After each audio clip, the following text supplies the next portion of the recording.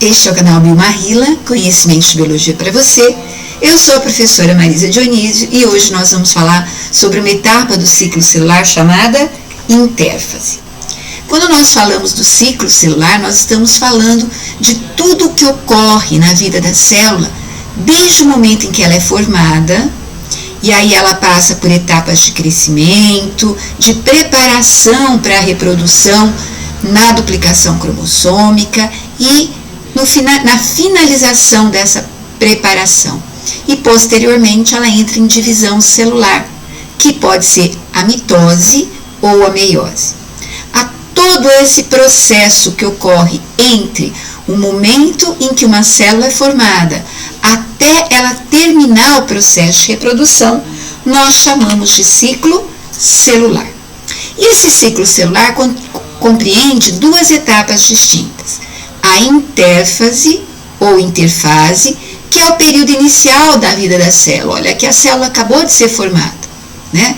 Esta célula vai passar por inúmeros eventos até estar preparada para a segunda etapa, que é a divisão celular, né? A divisão celular é o nome que nós damos ao período de reprodução da célula. Essa reprodução pode ser, na maioria das células, um processo denominado mitose, que se divide em 4 etapas distintas, né? Prófase, metáfase, anáfase e telófase. Ou em algumas células, para as quais nós damos o nome de células germinativas, a divisão celular se dá por meiose.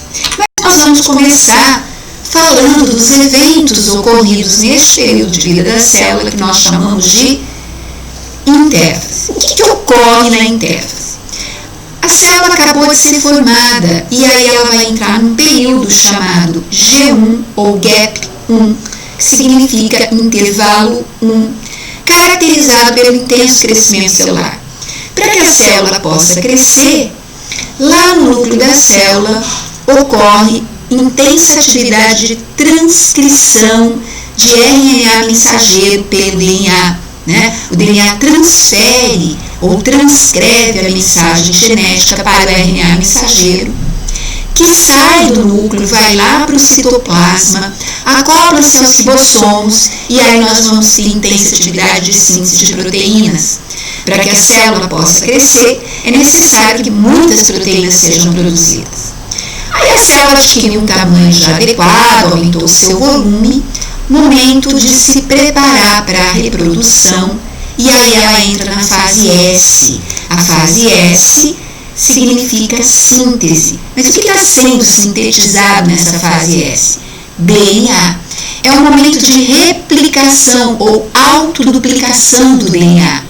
E nessa fase, a célula duplica os seus cromossomos. Os cromossomos são filamentos de DNA.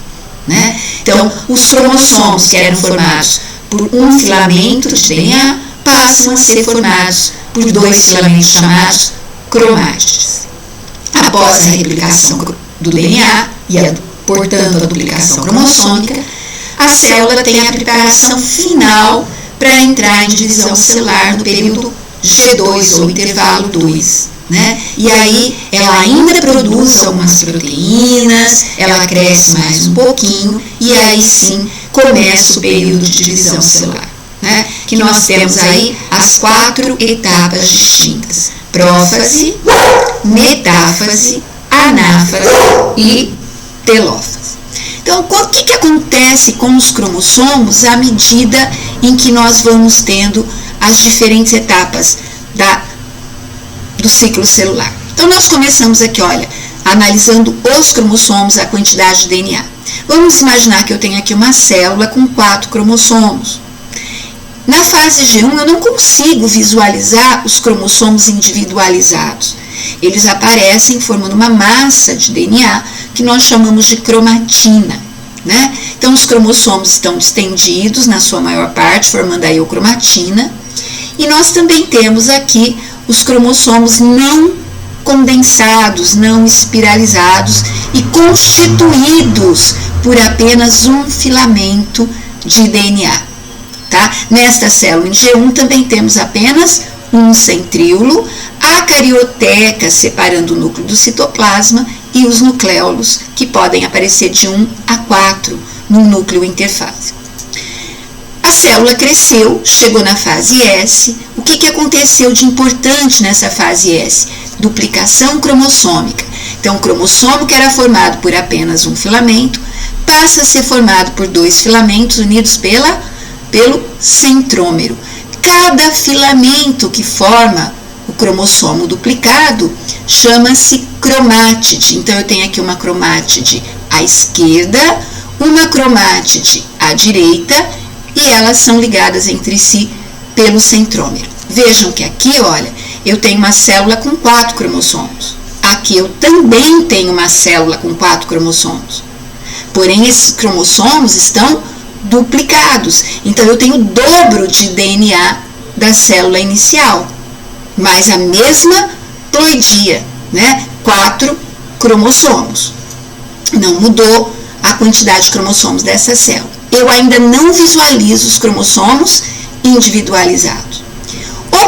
Terminou de ocorrer a duplicação cromossômica, a célula entra na fase G2.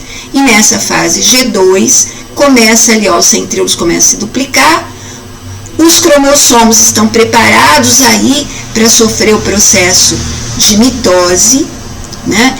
E após todas as preparações da fase G2, em que a célula ainda cresce mais um pouquinho, a célula entra em divisão celular, que pode ser a mitose na maioria das células ou a meiose nas células germinativas. Então, resumindo, olha, na fase G1 não ocorre duplicação do DNA, são produzidas moléculas de RNA mensageiro que vão para o citoplasma, promovendo a síntese proteica, a célula cresce em volume e fica com o dobro da quantidade de proteínas da célula inicial. Nós temos aí X de DNA, uma quantidade X de DNA, tá? O que acontece na fase S? A autoduplicação ou a replicação do DNA. E a quantidade de DNA no núcleo dobra. Mas eu continuo com o mesmo nível de ploidia. Se aqui eu tinha uma célula 2N igual a 4, vamos imaginar, aqui eu continuo tendo uma célula 2N igual a 4. Só que como os cromossomos estão duplicados, a quantidade de DNA dobrou.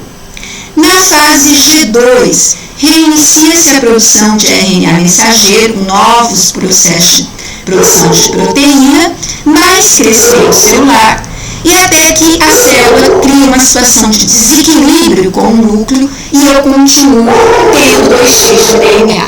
Vejam aqui, pessoal, temos fase G1, cromossomo simples, fase S, duplicação cromossômica, G2, cromossomos continuam duplicados e durante o processo de divisão celular ocorre a disjunção das cromátides e aí nós temos a separação dos cromossomos que voltam a ser simples porque após o período de mitose a célula entra novamente em G1, tá? Então a quantidade de cromossomos é 2C, dobra na síntese, permanece 2C até quase o final, a anáfase da mitose, e depois ele volta para essa quantidade de 2C, tá? Bom, esperamos que você tenha entendido. Se você entendeu e gostou da nossa aula, dê um like e inscreva-se no nosso canal. O canal Biomarrila voltará em breve com mais temas de biologia. Até mais!